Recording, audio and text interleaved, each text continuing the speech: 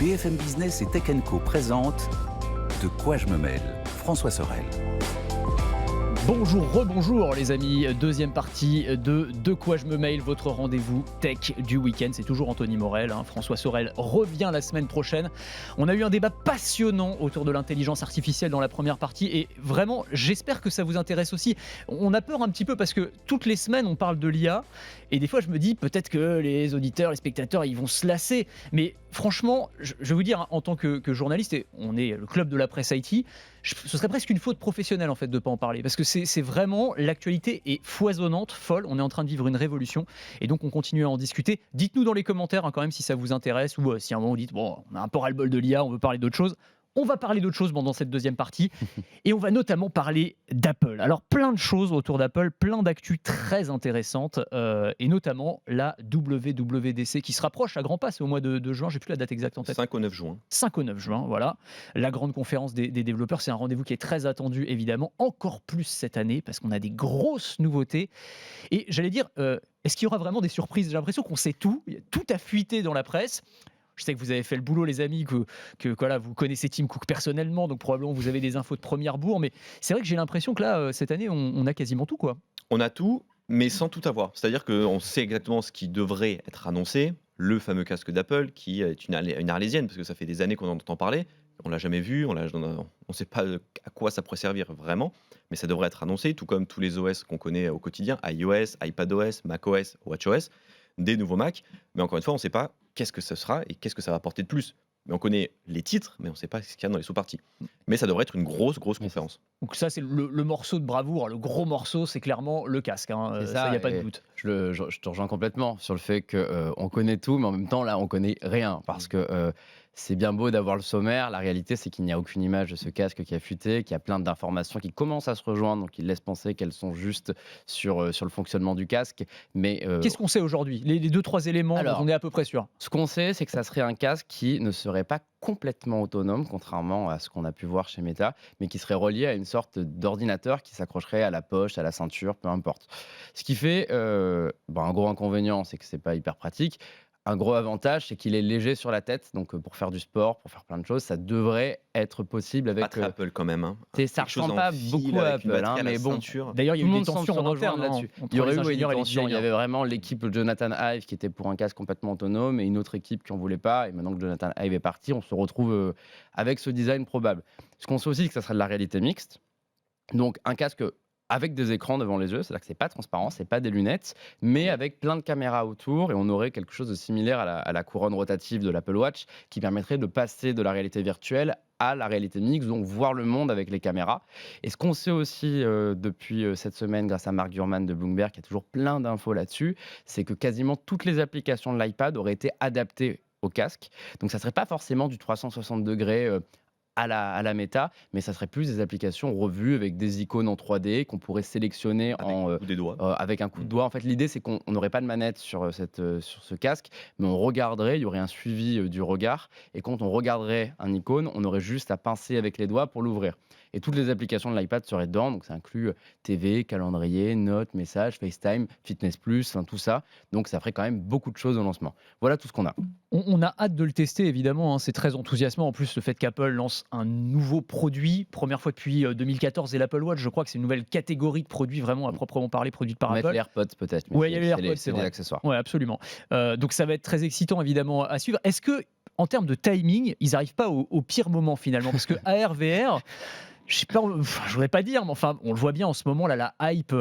On a beaucoup parlé du métavers l'an dernier, c'est quand même pas mal retombé. Moi, je veux y croire pour la suite, mais je pense que là, en ce moment, c'est clairement, on est dans le creux de la vague. On voit que les ventes du PSVR 2, donc pour le PlayStation 5, c'est moins bon que prévu. Ils ont revu à la baisse leurs objectifs de production. Le MetaQuest Pro, j'ai plus les chiffres de vente, mais enfin, c'est pas incroyable non plus. En même temps, ça coûte assez cher. Est-ce qu'ils risquent pas de se planter, en fait ? Oui et non. Oui, parce qu'en effet, aujourd'hui, plus personne s'intéresse, on va dire, un peu à l'AR et le VR. Ça n'a pas marché et pour l'instant, ça ne marche pas et on ne sait pas si ça marchera. Mais Apple a cette force, c'est de toujours se baser sur un domaine qui est un peu vacillant, on ne sait pas si ça marche pas. Et ils arrivent toujours à rajouter leur technologie, leur proposition, leur fonctionnalité pour que ça marche. À l'époque de l'iPad, les tablettes, personne ne voulait en entendre parler et personne n'en a entendu parler pendant un an. Et puis, ça a commencé à marcher en 2011-2012. Pareil pour l'Apple Watch. Pendant quelques années, personne ne voulait entendre parler. Ça marchait pas du tout juste avant. Apple est arrivé, ça a marché. On peut même faire un rapprochement à l'iPhone, puisqu'à l'époque, c'était juste un smartphone, c'était un téléphone avec des touches. Finalement, quand l'iPhone est arrivé, tout le monde en a eu peur, y compris le PDG de Nokia.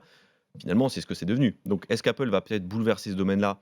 Oui ou non? Mais ça sera la réponse, peut-être pas cette année, mais peut-être dans 2-3 ans. Oui, pas cette année, c'est sûr. Ouais, c'est clair. Et alors, bon, ça va être le gros morceau de la WWDC. Il devrait y avoir aussi des news de iOS 17, évidemment, et des nouveaux MacBook aussi qui devraient être annoncés. Oui, les quatre systèmes d'exploitation majeurs, il y aura les nouvelles versions comme tous les ans. Ce qui se dit, c'est qu'iOS 17 sera une petite mise à jour, mais que les gens vont quand même l'aimer parce qu'elle va toucher à plein de choses qui sont demandées depuis longtemps. Ça parle notamment d'un nouveau centre de contrôle personnalisable avec des applications tierces, tout ça. Donc pourquoi pas, ça peut être cool. Et la vraie nouveauté logicielle, ça serait l'Apple Watch qui aurait une toute nouvelle interface avec des dossiers, avec un nouvel ajustement. Donc ça, je demande à voir.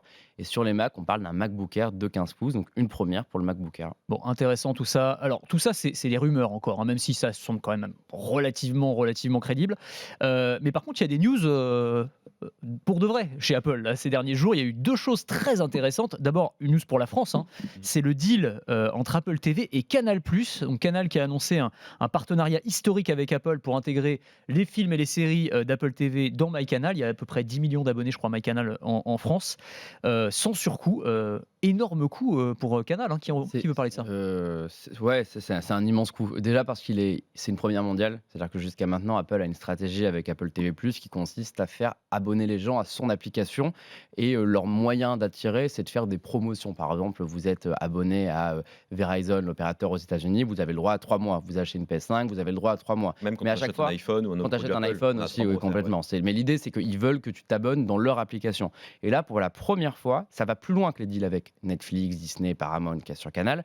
C'est que tous les contenus d'Apple TV+, maintenant, ils sont disponibles dans MyCanal directement. Et C'est-à-dire gratuitement. et gratuitement. On n'a pas accès à un sous-abonnement pour aller se connecter à l'application Apple. C'est que vous voulez voir Ted Lasso, ça va être à côté des créations originales Canal+. Et ça, c'est inédit. C'est la preuve qu'Apple commence à remettre en question sa stratégie. Ça va dans le bon sens selon moi, parce que le principal problème d'Apple TV+, c'est pas les contenus, parce que les contenus sont super bons, c'est la visibilité. Bon, il y a plein de personnes dans mon entourage, je leur dis: ah, t'as vu cette série, elle est géniale. Ils me disent: c'est où? Je dis Apple. Ils me disent: ah, j'ai pas, ça m'intéresse pas. Ou alors ils savent même pas qu'Apple fait. J'ai déjà des contenus. Netflix, Canal, Exactement. En Orange. fait, il n'y a pas le réflexe HBO. aujourd'hui chez les gens de rajouter 7 € par mois pour Apple. Ouais, Soit on Disney. l'a parce que c'est inclus dans notre abonnement avec Apple Music, avec Apple One, soit on l'a pas, et dans ce cas-là, on fait l'impasse sur les séries Apple ou on les pirate dans certains cas. Ted Lasso, c'est une des séries les plus téléchargées aujourd'hui dans le monde. En fait, tu touches les 80% de gens qui sont pas dans l'écosystème Apple, tout simplement, Alors, en et fait, qui sont 10 chez Android. 10 millions, c'est immense. Et ça peut, selon moi, si ça fonctionne bien, faire de la France le premier marché d'Apple TV+ dans le monde, en termes de part de marché, pas en termes d'audience, parce qu'on n'est pas le pays le plus peuplé, mais on peut avoir le plus grand pourcentage d'habitants à avoir regardé un Ted Lasso ou un The Morning Show dans les prochains mois. Et ça, si ça fonctionne, ça peut remettre complètement en question la stratégie d'Apple TV+, lui donner envie de s'ouvrir aux autres, pourquoi pas. Moi, j'imaginais hier des bundles avec Disney+, on sait qu'Apple et Disney, c'est les deux meilleurs amis du monde, pourquoi pas fusionner ces offres pour justement les rendre plus compétitifs face à Netflix. Je trouve que c'est extrêmement intéressant et c'est peut-être un moment charnière pour l'industrie du streaming qui, avec ce partenariat en France, pourrait complètement se redéfinir à l'international. Mais au-delà de ça, sur la partie collaboration, peut-être que Canal+ va justement continuer sa collaboration avec Apple TV+, mais non pas sur du streaming vidéo, mais sur du sport, parce qu'on sait qu'Apple a racheté les droits de la MLS aux États-Unis, qui est un peu la Ligue 1 là-bas. Il y a les droits qui vont être remis cette année de la Ligue 1 en vente entre Amazon et Canal+. Amazon va peut-être plus se mettre dessus, mais si Canal+ s'associe à Apple, ils vont peut-être prendre beaucoup plus de budget Carrément. pour racheter ça. Et comme en 2026, je crois qu'il y a la Coupe du Monde aux États-Unis, Apple, c'est américain. Donc, si Apple a les droits de diffusion à la fois de la Ligue 1 pour la France, mais également de la Coupe du Monde qui sera diffusée en France sur Canal+, c'est un coup magistral de leur côté. Ça peut être en effet dans les délires entre ces deux entreprises. Pas mal, bien vu les synergies. L'équipe disait cette semaine que Canal+ est fâché contre la Ligue de football professionnel et pour la première fois de son histoire ne va pas faire d'offre pour avoir la Ligue 1. Mais en effet, je pense que Apple peut être celui qui va choper et qui pourrait par exemple diffuser gratuitement un PSG-OM sur l'antenne de Canal+ en échange dans cet accord. Je ne sais pas quels sont le contrat qui a été signé entre les deux, mais il est clairement historique et hyper intéressant pour la France. Donc on voit en tout cas qu'Apple continue de se diversifier, continue de s'ouvrir. Et il y a un autre exemple de ça que j'ai trouvé hyper intéressant. Moi, c'est la news Apple qui m'a le plus intéressé cette semaine, je dois vous dire.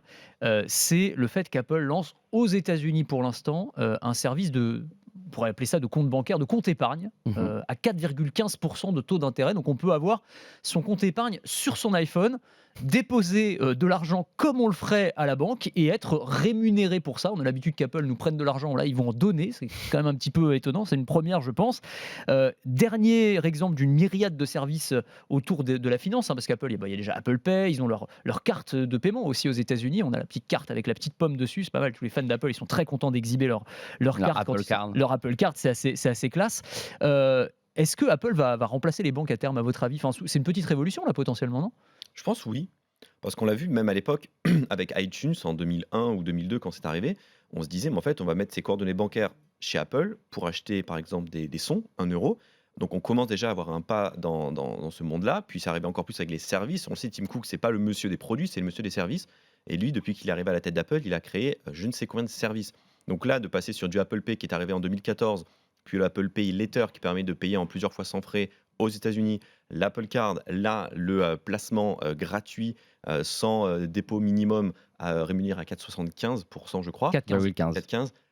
Comparé à en France où on a le livret A, mais aux États-Unis où ils n'ont rien, ils sont à 0,30 à peu près dans les placements, c'est tout bénéfique. Et en plus, Apple a beaucoup à y gagner parce que ça ferait garder leurs clients dans le monde de l'iPhone, parce que ça nécessiterait un iPhone minimum. Ils vont dépenser dans les produits Apple ou dans les partenaires d'Apple parce qu'il y a un cashback qui fait que quand on a l'Apple Card ou quand on paye avec Apple Pay, on peut avoir un cashback et gagner 1 ou 2% qui se remettrait justement dans ce compte-là. Donc Apple a tout à y gagner, les consommateurs aussi en soi. Donc il y a quand même un boulevard qui s'ouvre de leur côté. Oui, je rejoins ça complètement. Cette stratégie de se lancer dans le milieu bancaire, c'est pas quelque chose qui était attendu des géants de la tech et pourtant Apple le fait, Samsung l'a aussi fait, notamment en Corée, ils veulent le faire aux États-Unis, Google s'y intéresse forcément. Ces géants sont tellement puissants qu'ils se disent finalement qu'ils peuvent remplacer les banques et je pense qu'ils en sont capables. La seule question, c'est la possibilité d'exporter ça à l'étranger. Aujourd'hui, tous ces services-là, c'est uniquement aux États-Unis parce qu'Apple n'est pas une banque, y compris aux États-Unis. Ils ont un partenaire, Goldman Sachs, qui héberge tous ces services bancaires. En Europe, il y a deux possibilités. Soit ils trouvent un partenaire. C'est compliqué parce que ça voudrait dire qu'il faudrait un partenaire par pays ou alors un partenaire présent dans toute l'Union européenne. Mais je vous laisse imaginer à quel point ça va être compliqué pour se déployer dans les 27. Alors que l'autre possibilité serait qu'Apple demande une licence bancaire. Et dans ce cas-là, ça serait inédit. Ça veut dire qu'Apple devient un établissement bancaire. Ça peut arriver. J'avais pas mal parlé avec des spécialistes du monde bancaire européen au moment où l'Apple Card s'était lancé aux États-Unis.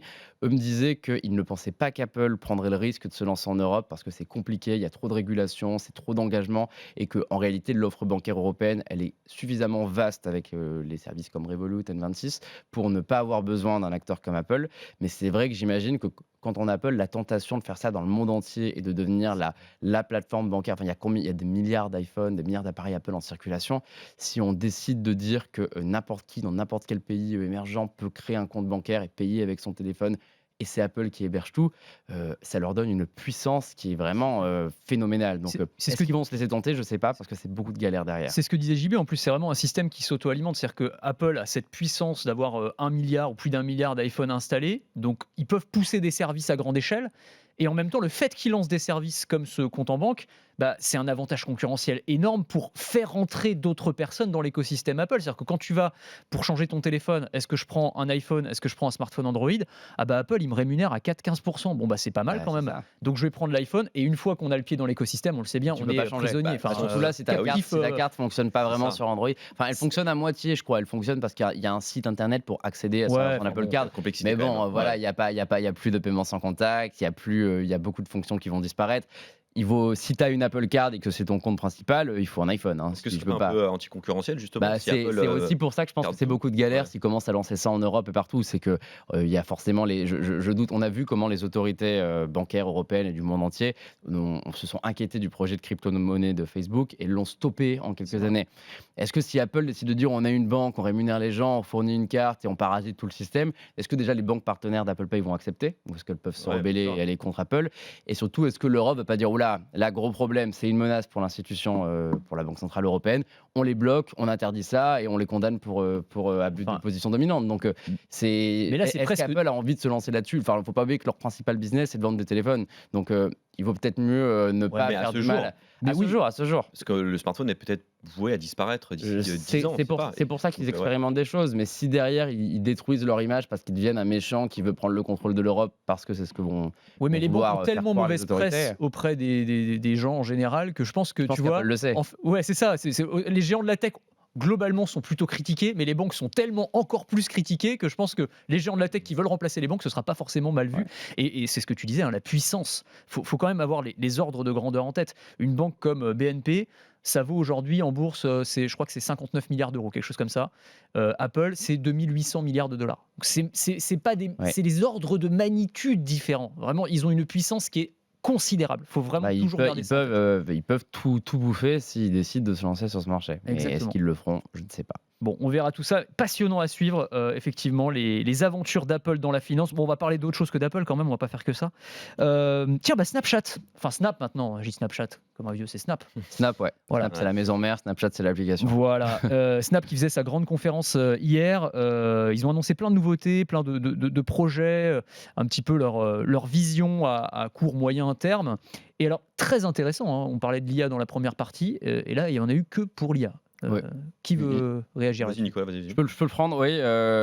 C'est toujours avec Snapchat, il y a beaucoup d'annonces, mais il n'y en a pas beaucoup d'extrêmement intéressantes. C'est énormément de filtres, de propositions pour les créateurs. Donc, ils veulent être cette anti-Instagram et TikTok beaucoup plus éthique et ils réussissent plutôt bien parce qu'ils ont 750 millions d'utilisateurs mensuels, ce qui est immense. Moi, je retiens deux choses de cette conférence. La première, c'est qu'ils ont dépassé les 3 millions d'abonnés payants à Snapchat+. Ce qui est, on ne se rend pas compte, c'est assez incroyable parce qu'on a pour la première fois un réseau social gratuit qui a réussi sa transition vers le payant. Sachant que les fonctionnalités proposées par Snapchat+, c'est pas non plus les elles sont fonctionnalités, absolument ridicules. oui, C'est voilà. quoi? Tu peux faire C'est- quoi? on peut On peut changer avoir la un- couleur, rajouter un emoji. On peut changer voilà. l'icône, on peut mettre son meilleur ami en haut de la conversation, Ça on n'a peut aucun savoir sens. si Ouais. quelqu'un a revu sa story, on peut mettre un arrière-plan dans une conversation. C'est pas beaucoup. Hein. C'est pas fou. Mais en fait, il y a un truc qui est assez génial avec eux, c'est que les gens qui utilisent Snapchat aiment Snapchat. Il y a plein de petites fonctions qu'ils ont toujours rêvé d'avoir, que là, on leur propose pour un prix pas trop cher, c'est Le mode 4 € par sombre. mois. Et ils se disent, allons-y, payons Snapchat, comme ça on les rémunère et on les remercie pour le temps qu'on passe dans cette application. Et je trouve qu'il n'y a pas d'équivalence sur le marché. Personne aujourd'hui ne paye Twitter ou Facebook parce qu'il aime Twitter ou Facebook. C'est pour ça qu'ils jouent la carte de la certification et ça prend pas. On voit bien que ça galère et que pour l'instant, les gens certifiés sur Twitter sont majoritairement des fans d'Elon Musk qui veulent apporter leur soutien à ces démarches. Snapchat est la preuve qu'on est capable d'être un réseau social, de vendre un service qui était autrefois gratuit et de le faire parce que les gens ont envie de participer. Et je trouve que ça, c'est fantastique. C'est vraiment un Donc, modèle de réussite qui est. La qui est moyenne assez d'âge élevé. de Snapchat, c'est très très bas. Donc ceux qui sont abonnés à Snapchat Plus sont des jeunes, voire Ouais. des enfants presque. Il disait hier qu'ils ont 90% des gens entre 13 et 30 ans sur Snapchat. Ouais, énorme. 90%. 13 ans. C'est-à-dire que 90% des mineurs sont sur Snapchat. Et alors, il y avait quand même une fonctionnalité, je crois, de Snapchat+, c'était justement l'accès au chatbot. My AI. Voilà, exactement. Qui va donc être ouvert à tous les utilisateurs. C'était une des annonces aussi Ouais. hier. C'est ça. Et qui va être amélioré. Là, ça va être IA à toutes les sauces. Ouais, sur exactement. Snap, quoi. On sait qu'il y a la map sur Snapchat qui permet de localiser ses amis ou de voir des stories de n'importe qui dans la map du monde. Là, justement, on va pouvoir, via cette IA, demander voilà, je suis dans telle zone. Qu'est-ce qu'il y a comme restaurant, qu'est-ce qu'il y a comme musée, qu'est-ce qu'il y a comme magasin, directement en lui posant des questions et en chattant avec lui. Et ça va Mhm. même aller encore plus loin parce qu'on va pouvoir échanger des photos avec lui. Alors jusqu'où ça va aller, je sais pas. parce que Il va nous quelles répondre, photos il va nous répondre des envoyer, photos. Ouais. Mais, C'est une nouveauté, il le faisait pas avant. ça Donc va tu être lui, un- attends, mais tu lui envoies une photo et il te répond par une photo de quoi du coup? Je sais pas. Après, il a un visage qu'on peut créer. Donc, est-ce qu'il va pas juste prendre un selfie de lui en mettant un texte? C'est possible. Hein, c'est pas censé être plus long. leur Par contre, fameux Bitmoji. ils sont intéressants Snapchat parce que finalement c'est les seuls qui sont capables d'aller aussi vite là-dessus. Ils ont aujourd'hui un générateur d'images dans Snapchat pour les abonnés payants. On peut générer un fond à son profil généré par l'image en faisant en écrivant une petite description. Pareil là sur My AI, c'est dérivé de ChatGPT et on peut l'intégrer à une conversation. C'est-à-dire que je pourrais avoir ma conversation avec JB et lui dire ouais, tu veux qu'on fasse quoi ce soir? Il me dit je sais pas, j'ai envie de manger italien. Et on invite My AI à la conversation et il va nous suggérer quelque chose automatiquement. Ça, si Facebook ou Twitter le font demain, ils vont se faire dégommer par tout le monde. Ça va être la polémique, tout le monde va le tester. Mais comme Snapchat a ce côté un petit peu plus confidentiel de confiance, ils peuvent se permettre d'expérimenter des choses avant tout le monde et ça marche bien. Et le My AI qui arrive gratuitement, à voir maintenant comment les gens vont l'utiliser. Mais alors là aussi, hein, on voit quand même qu'il y a qu'ils surfent eux aussi sur les grandes tendances technologiques du moment, parce que Snap, à chaque fois, on parlait d'eux pour la réalité augmentée. C'était le gros pari qu'ils faisaient, réalité augmentée, réalité augmentée. Et hier, dans les annonces, il n'y a pas eu, enfin à ma connaissance en tout cas, ils ont très peu Pas parlé. de hardware. Voilà, c'est ça. Ah. Et alors que d'habitude, ils ont toujours soit la paire de lunettes avec l'appareil photo intégré, Le petit drone. exactement, le petit drone qui était pas Mais ils ont fermé extraordinaire. ces divisions avec. Ils ont licencié avec le Covid et l'inflation et ils ont fermé la division qui s'occupe des drones, des lunettes. Donc En c'est même pour temps, ça qu'il y a plus c'était de sympa, hardware. mais ça n'a pas beaucoup marché, ça Non. n'avait pas beaucoup d'intérêt non plus. C'est vrai. Mais là, du coup, en tout cas, ils ont compris que la révolution, c'était l'IA. Donc, Oui, ils vont l'IA. sur l'IA et sur la réalité augmentée. Ils sont là avec les filtres. Ils imaginent aussi une IA qui est capable de générer des filtres de réalité augmentée. On dit j'ai envie d'avoir des oreilles de lapin et un nez de clown et automatiquement ça peut le faire. Donc ils utilisent l'IA pour faire pour être bons sur la réalité augmentée. Et moi d'ailleurs sur le matériel, alors c'est que ma théorie. Snap et Apple ont toujours eu une bonne relation et je me demande si cette absence d'annonce matérielle, ils ont des lunettes AR qui sont encore en vente et ils n'en ont pas du tout parlé hier. Je me demande si c'est pas parce qu'ils vont avoir un deal avec Apple pour annoncer justement des fonctions, des filtres, une version de Snapchat pour le casque. Il y avait assez justement eu rapidement. un deal lors de l'annonce de l'iPhone 10 et de Face ID, justement, c'était avec Snapchat, où Snapchat, les filtres dans l'iPhone 10 étaient de bien meilleure qualité parce que les points envoyés par Face ID et tous les capteurs étaient mieux gérés par les iPhone 10 sur Snapchat que d'autres smartphones. C'est la reconnaissance Donc il y a faciale. déjà eu des collaborations entre Snapchat et Apple, peut-être C'est sur vrai que le je ne casque. serais pas étonné, comme Snap est vraiment le pionnier de la réalité augmentée sur le logiciel, qu'il s'allie avec Apple sur le matériel pour avoir une grosse puissance. C'est deux marques qui ont des valeurs assez communes, donc c'est possible que ça fonctionne. Et il ne faut pas oublier que Snapchat est quand même une application qui a été précurseur sur beaucoup de points. C'est eux qui ont inventé les stories en 2013, ça n'existait pas avant, ça a été repris par tout le monde. Mhm. Comme le chat, finalement, on le retrouve sur n'importe quelle application.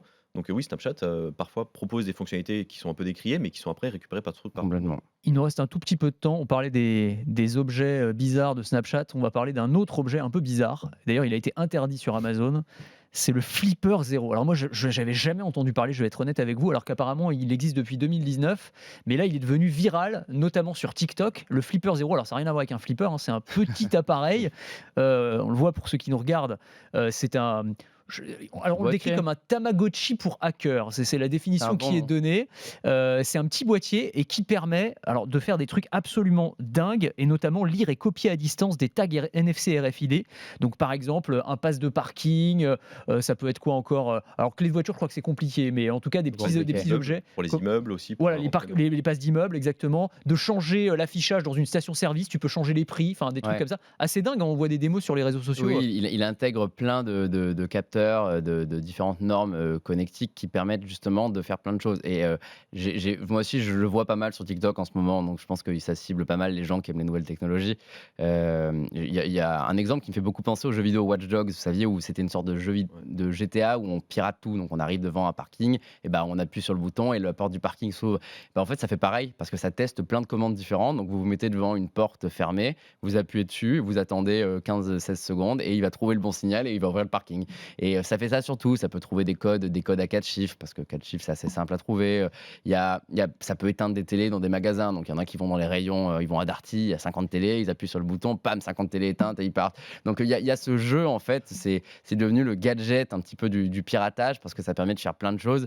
Ça peut aussi faire des choses beaucoup plus dangereuses, hein, ça peut pirater de manière assez sérieuse des trucs chiffrés, donc c'est là-dessus qu'il faut un Mais petit je crois peu qu'il y a eu se méfier de la beaucoup techno. d'exagération quand même. C'est-à-dire que les vidéos, il y a eu aussi des vidéos truquées qui passaient sur les réseaux sociaux. Les mecs, les experts en sécurité Oui, disaient c'est possible. sur, par exemple, hacker un distributeur bancaire ou ce genre de choses. Oui, Non, je c'est pas pense possible que avec là, ça. c'est un peu hein, compliqué. on est d'accord. C'est un peu JB, toi compliqué. qui testes beaucoup de produits pour ta chaîne, tu vas pas nous faire une petite démo là du Flipper Zero? Peut-être, mais en même temps, je me dis que beaucoup de jeunes peuvent me regarder, ils peuvent peut-être l'acheter et avoir des mauvaises intentions avec. Donc, quand les produits sont un peu touchy, on ne sait pas si ça peut être bien utilisé ou mal. Je préfère pas trop toucher. Je préfère laisser ça aux autres.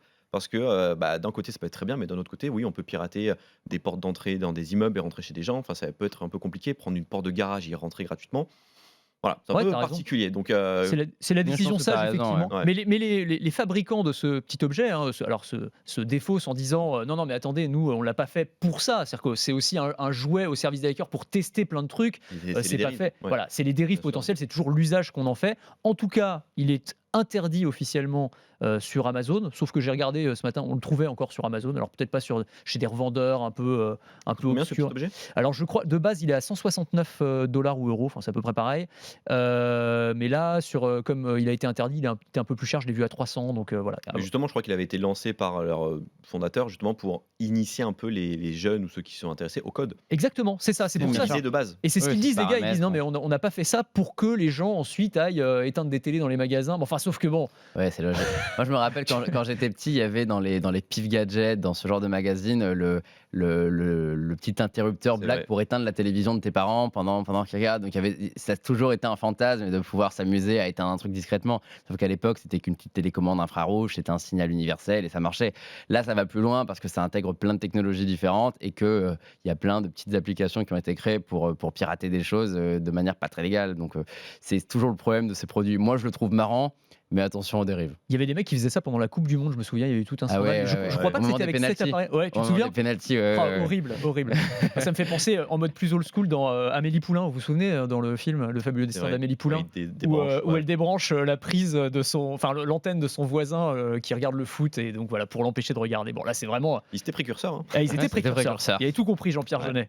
Bon bah voilà, le temps qui nous est imparti se termine messieurs. Dommage parce que c'était passionnant mais il y aura d'autres émissions, évidemment. Merci beaucoup d'avoir été avec nous. Nicolas Lelouch chez Numérama et JB Nicolet, The Eye Collection, chaîne YouTube Tech. Vraiment, allez vous abonner. Il fait des tests absolument dingues, c'est passionnant. Et merci à tous de nous avoir suivis. La semaine prochaine, c'est The Boss qui revient. Voilà, François Sorel nous revient. Il reprend sa place et moi, je redescendrai de mon piédestal. Et je m'installerai face à, je sais pas qui d'ailleurs, je sais pas qui aura. Ce sera la surprise. En tout cas, merci à tous. Bon week-end et à la semaine prochaine. De quoi je me mêle sur BFM Business et Tech & Co.